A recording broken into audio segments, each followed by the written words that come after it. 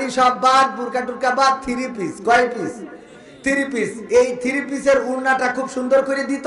এরপরে দেখলাম যে গলায় দড়ি দিয়ে তো দুই পাশে ফেলাইত, দুই পাশে ফেলাইত, তারপরে এক পাশে আলাদা করে উড়ে গেল, পিছনে চলে গেল। যে এক পাশে পড়ে থাকে আর এক পাশে কথা কয় না। হ্যাঁ, আমি কইনি, আপনারা কোন। তো এরপরে আস্তে করে উন্নাটাই ফেলাই দিল। উন্না তো ফেলাই দিলে দিলে, এরপরে কি করলো, আমরা যে শার্ট গায়ে দিই ওটা দখল করা শেষ, আমরা যে প্যান্ট পরি সেটাও পরা শেষ, আমাদের শু, আমাদের জুতো, আমরা ডাইন হাতে ঘড়ি দিতাম, এখন আল্লাহর ওলিরা উনারা ডাইন হাতে ঘড়ি দেয়। ঠিক না বে ঠিক? দেখবেন অধিকাংশ মেয়ে মানুষ নায়িকা, আপনি তো দেখেন না সব হুজুর মানুষ, যারা দেখে তাদের বলছি, তো এদের সব মনে করেন আপনার ওই যে ডাইন হাতে। তারপরে আমরা টাকনুর উপরে কাপড় পরবো, এখন ওনারা পরে। কথা কয় না? এই টাকনুর উপরে কাপড় ওগে শার্ট বেল, এখন কিন্তু ওরা আবার ইন করে বেল মাথায় দিচ্ছে দিয়ে আমাদের যে চুলের কাটিং ছিল সেটাও দখল করে নিয়েছে নিয়ে। সর্বশেষ এখন কয় যে না, এটা শুধু না, আমরা মেয়ে মানুষ হলে কি হবে, মনে মনে ছেলে মানুষ, মনে মনে কি, আমরা শরীফা হইলে কি হবে, মনে মনে শরীফ। তার মানে আমাকে ছেলে বলার অধিকার না, এটাও নিয়ে আসে। কথা কয় না? আপনারা আমার ওয়াজ কি বুঝতে পারছেন? তা আওয়াজ নেই কেন? নাকি ভারতের মতো শ্রোতা হয়েছেন?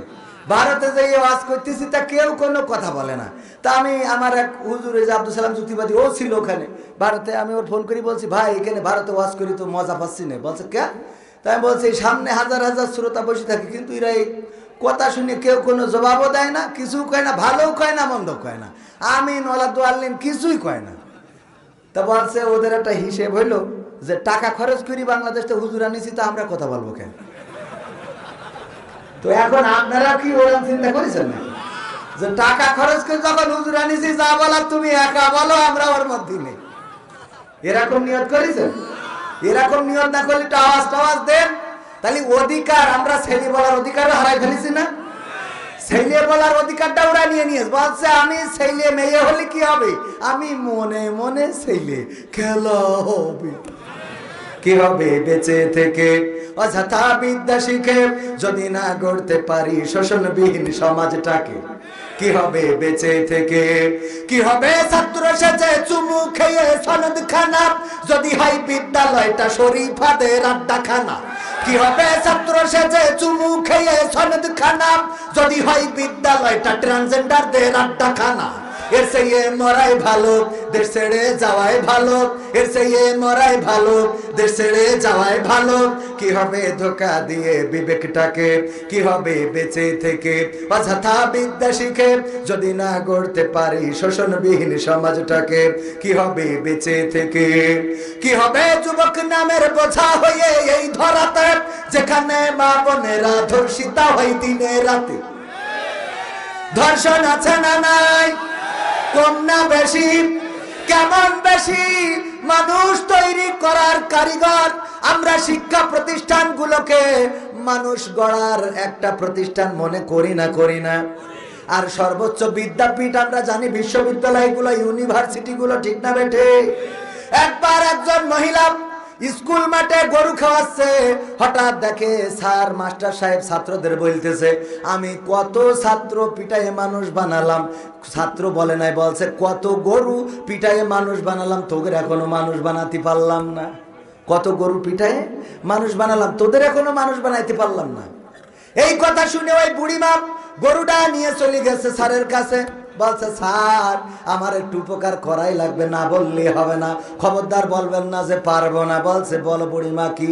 বুড়িমা বলছে দেখো আমার অবলম্বন ছিল আমার একটা নাতি ছেলে, সে মারা গেছে গো, আমার আর 3 কুলি আপন বলে কেউ নাই, এই গরুটা আছে, স্যার আমি আপনার কাছে চাচ্ছি দয়া করে আমার এই গরুটা একটু মানুষ বানাই দেন। স্যার বলছে গরু কোনোদিন মানুষ হয়? আপনি দেখলাম খানিক আগেই বললেন যে ইতিপূর্বে কত গরু পিটায় মানুষ বানাই দিয়েছেন, কিন্তু এদের বানাতে পারছেন না। আমারটা গরু ভালো, আপনি মানুষ বানাই দেন, আমার গরুটা ভালো। কথা কি বোঝা গেছে? তার মানে শিক্ষা প্রতিষ্ঠান, এটা বলার অর্থ হলো শিক্ষা প্রতিষ্ঠান থেকে গরু পিটায় মানুষ বানানোর অর্থ গরু পিটায় বানানো হয় না, বরং গরুর আচরণ যারা করে তাদেরকে পিটিয়ে পিটিয়ে মানবতা শেখানো হয় না, হয় না? তাদেরকে মানুষের মতো মানুষ বানানো হয়, তাদেরকে সমাজের প্রতিষ্ঠিত সুনাগরিক বানানো হয়। ডাক্তার সাহেব এমনি ডাক্তার হয় নাই, লেখাপড়া করা লেগেছে। স্যারের হাতের বেতের আঘাত সহ্য করা লেগেছে। স্যার কান ধরে বেঞ্চের উপরে দাঁড় করাইছে, সহ্য করা লেগেছে না লাগে নাই? যেই ব্যক্তিটা সহ্য করেছে সেই ব্যক্তি প্রতিষ্ঠিত হয়েছে, আর যে সহ্য করে নাই সে এখন ভ্যান চালায়া খায়। ঠিক না বেঠে? কারণ ওর লেখাপড়া ভাল লাগে নাই, ওর টিচারের মার ভাল লাগে নাই। আবার ওদের কিছু সন্তানের এখন মা বাবা আছে, যদি একটু শাসন করে, যদি সন্তানকে পিটায়, ওই মা বাবা চলে যায় প্রতিষ্ঠান। এই মাস্টার সাহেব, এই দিকা সাহেব, আপনি জানেন আমি কোন দলের ভোট করেছি এবার? কেন? এই আমার ছেলের বাড়ি খেতে কি আপনি? হ্যাঁ, তোমার সাহস আপনার? আমার ছেলের বাড়িতে আছে না নাই? মাস্টারের সাথে খারাপ আচরণ করে, কয়েকদিন পরে ওই ছেলে সিগারেট শুধু খায় না, হাতে ডইলে ডইলে মাল ভরে টানে। বলেন ঠিক কিনা? এইবার এসে স্যারের বলে, স্যার আমার তো তেজ মারা শেষ, খুব বেকায়দায় পড়ে গেছি। আরে ওই স্যারের শাসনটা যদি নিত। আমার ভাইরা অনেকেই জানেন এখন লেখাপড়ায় সেই গল্পগুলো নাই, যেই গল্পগুলো আমরা পড়েছি। বাদশাহ আলমগীরের গল্প আপনারা পড়েছেন না পড়েন নাই? বাদশাহ আলমগীর সন্তানকে এক মৌলবীর কাছে দিল শিক্ষা করানোর জন্য, শিক্ষিত বানানোর জন্য। মৌলবী তারে পড়ানোর এক ফাঁকে পায়ে উজু করার সময় পানি ঢেলে দিতে বলল, যে তুমি আমার পানি ঢেলে দাও, আমি উজুটা করে নিই। পায়ে যখন পানি ঢালতেছে, আর বাদশাহ আলমগীর সেই সময় একটু দেখতে গেছে যে আমার সন্তানকে কেমন পড়াচ্ছে। যে দেখে বাদশার সন্তান পানি ঢালছে আর মৌলবী পা ডলে ডলে ধৌত করতেছে। এটা দেখার পরে বাদশাহ বললেন, মৌলবী সাহেব আপনি আমার রাজদরবারে দেখা করবেন। মৌলবী তো শেষ, বলতেছে আল্লাহ কত বড় ভুল করলাম, আমি বাদশার ছেলেকে দিয়ে আমার পায়ে পানি ঢালিয়ে নিয়েছি। আজকে যে আমার ফাঁসি হবে হবে এটা নিশ্চিত গো। বিদায় আদায় নিয়ে স্ত্রীর বললো যে আর দেখা হবে না, খেলা ফাইনাল, আর দেখা হবে না। সন্তানের বলল, খুকা বিদায় দাও, পরকালে জান্নাতে যদি আল্লাহ দেখা করায় দেখা হবে। কারণ এমন বড় অপরাধ করে ফেলেছি আমি, এমন মানুষের ছেলেকে দিয়ে এমন কাজ করেছি যে আমার ফাঁসিতেও মারবে না, ডাইরেক্ট শুলি চড়াই পাছাতে ঢুকাই মাথাতে বের করবে। সেই সময় শুনছিল না, কথা কয় না। আমার মেরে ফেলবে, বিদায় নিয়ে গেল। যাওয়ার পরে মাস্টার সাহেবের বলল, মাস্টার আমার গোস্তাকি মাফ করবেন, আমি ভুল করে ফেলেছি। বাদশাকে বলল, বাদশা আমার ভুল হয়েছে, মাফ করে দেন, আমার যদি ক্ষমা করা যায় ক্ষমা করেন। বাদশা বলল, ক্ষমা করার মতো অপরাধ তুমি করো নাই, এমন বড় অপরাধ করেছো যেটা ক্ষমা করার অযোগ্য। বললো, দেখেন আমি ক্ষমা চাই, যদি ক্ষমা না করেন কিছু তো করার নাই। বললো, দেখো তুমি কত বড় অপরাধ করেছো। বললো, আমি জানি আমি অপরাধ করেছি, যে আমার অপরাধ আপনার সন্তানকে দিয়ে আমার পায়ে পানি ঢালিয়ে নিয়েছি। বাদশা বললো, অবশ্যই এটা অপরাধ, শুধু কেন পানি ঢেলে নিলেন?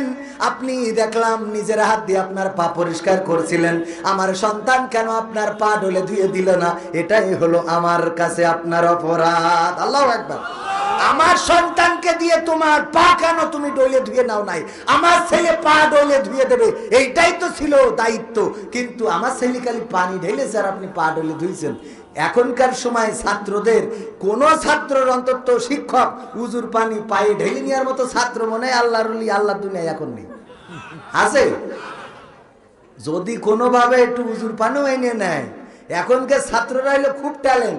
এক হুজুর বলছে যে দেখো পানির পিপাসা লেগেছে, এক কাজ করো দিন, এখানে তো একটা নারকেল গাছ আছে, একটু ওঠো দিন, উঠে নারকেল পাড়ো দিন। বলছে, উস্তাদ নারকেল যে আমি উপরে উঠে পারবো, আপনি তো হুজুর মানুষ, আপনি আমার শিক্ষক, আমি যে উপরে উঠে যাবো আপনার মাথার পরে, এ তো গুনাহ হবে, আল্লাহ তো ডাইরেক্ট জাহান্নামে দেবে, এ তো করা সম্ভব না। তাই হুজুর বলছে, তাহলে আমি উঠি আর কি করা। হুজুর এই পাঞ্জাবি টাঞ্জাবি কায়দা করে বেঁধে নিয়ে তো উঠে ডাবটা পেড়িয়ে বলছে যে একটা দাস এই নিয়ে আসো দিন, পাড়া দিয়ে বলছে, উস্তাদ আমি আপনার ছাত্র, আমি সাথে যাব, আপনাকে রেখে এক মুরব্বীর সাথে কথা বলবো, এটা খারাপ দেখা যায় না? আপনার একটা সম্মান আছে না, আপনি যেই বলবেন এইটাই তো ইজ্জতের বিষয়। তা বলছে ঠিক আছে, ও যেই একটা দাস এই নিয়ে আইসে বলছে একটু কাঠও দিনি। তা বলছে আমি দা দিয়ে কাটবো। আপনি ভাবলেন কি করে? দা উঁচু করলেই তো মাথার পরে উঠে যায়। মনে আছে যে দা উঁচু করলে আপনার হুমকি দেওয়াই যাবে, এটা করা যাবে না উস্তাদ, আপনি কাটেন। কাটার পরে বলছেন, নাও তাহলে তুমি আগে খাও। বলছে, উস্তাদ আগে 3টা আদেশ আমি অমান্য করেছি, এরা 4র্থ আদেশ যদি অমান্য করি আল্লাহ তো জাহান্নামেও জায়গা দেবে না। তা দেন আমি আগে খেয়ে নি। বুদ্ধি আছে না নাই? এই কথাগুলো বলার অর্থ শুধু হাসির জন্য না। ও আমার ভাইরা, যেই ভার্সিটি থেকে মানুষ বের হবে, যেই ভার্সিটি থেকে দেশ নেতৃত্ব দেওয়ার মানুষ বের হবে, সেই জাহাঙ্গীরনগর বিশ্ববিদ্যালয়ে কয়েকদিন আগে একজন স্বামীকে বেঁধে রেখে তার স্ত্রীকে বাগানে নিয়ে 6 জনে উপর্যুপ পরিদর্শন করেছে। বলেন ঠিক না বেঠিক? তাহলে কি সেখানে মানুষ তৈরি হচ্ছে? না, হচ্ছে না।